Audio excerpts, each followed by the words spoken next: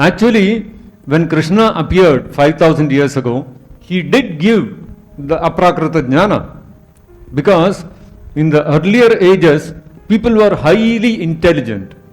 By understanding this aparoksha jnana, they could eventually able to understand and comprehend what is that aprakrita jnana.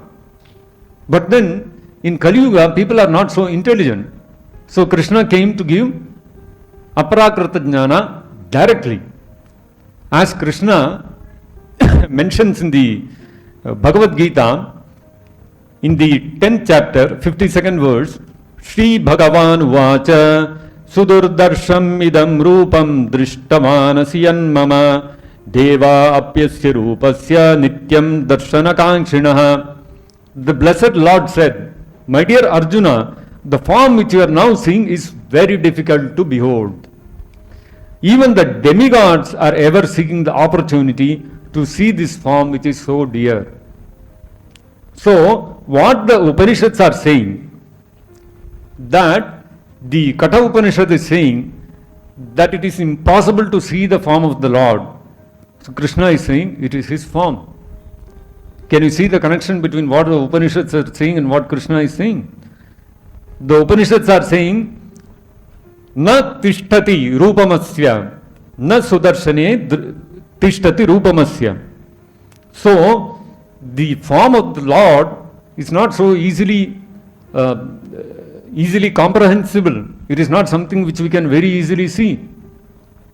But then Krishna is saying that form which you cannot see, which all the Vedas are talking about, is my form.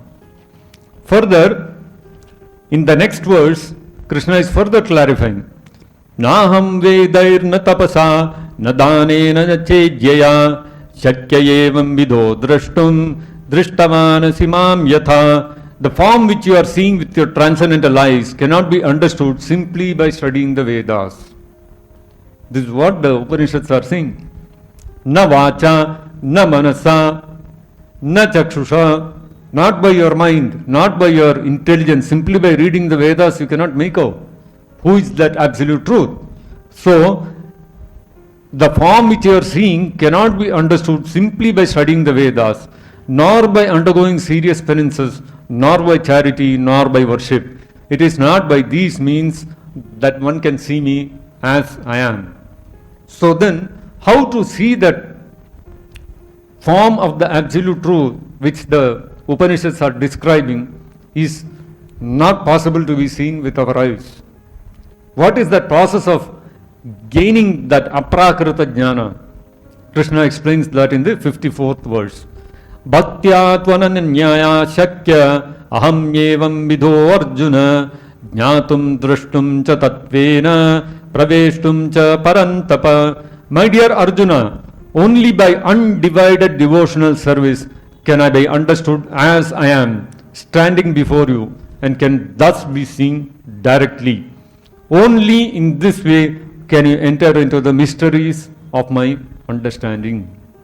So you see, what the Upanishads are saying, that the Lord has no form, you cannot see him with your eyes, it is impossible to comprehend him. Krishna is saying this is the form.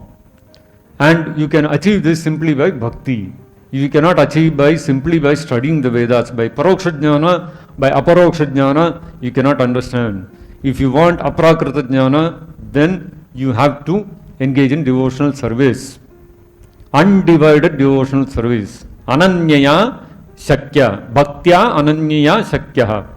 It is possible to understand, come to the stage of aprakrita jnana only by undivided devotional service. As Srila Prabhupada says, unalloyed devotional service.